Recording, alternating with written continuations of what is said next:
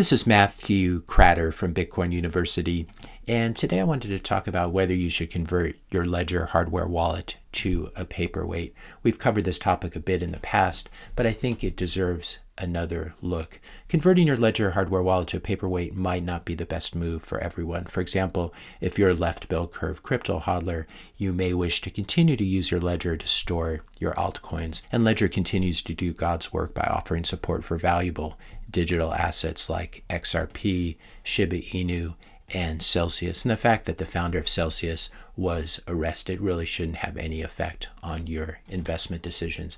Also, using Ledger has been historically one of the better ways of sharing your personal information with the world and with the dark web. We had the famous hack of 1 million email addresses back in 2020, which led to a bunch of people receiving fake Ledger hardware wallets in the mail, which when they loaded their coins on, immediately drain them. If you don't care about privacy, Ledger is definitely the kind of company for you, because Ledger Live, which is their software that interacts with their hardware wallet, Ledger Live tracks and sends all user information to Outsourced data harvesting services. Here's another great thing about Ledger hardware wallets. You will never have to worry about checking on what's going on inside the firmware, since it is not fully open source.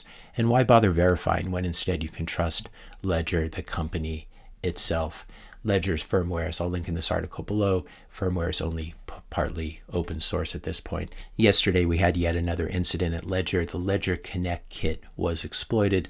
Ledger had a major security incident after a former Ledger employee, imagine not revoking access to a former employee, a former Ledger employee fell victim to a phishing attack. This kind of tells you the kind of security practices that Ledger is practicing. Fortunately, Bitcoin users were unaffected. It looks like this exploit was related to their JavaScript library, which is used to connect websites to their wallets. So fortunately, if you're hodling Bitcoin, this did not affect you. But you have to ask yourself, what in the world is going on at Ledger? How can a company that is supposedly in the business of security have so many security problems?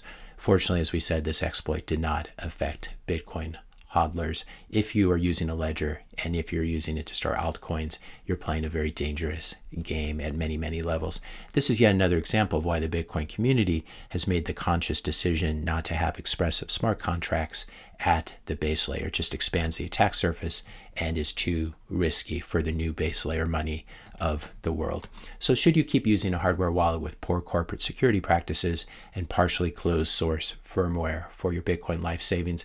I think it's a big mistake, but if you absolutely must, at least don't use Ledger Live. Instead, pair it with the Sparrow wallet, which I've covered on this channel before, and I will be covering in a future video how to connect a hardware wallet to it. So at least if you want to keep your Ledger, pair it with a Sparrow wallet rather than using Ledger Live.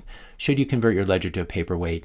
Yes, perhaps, but please make sure that you don't use it to secure a very large stack of paper, because unfortunately, Ledger is not even good at being a Paperweight.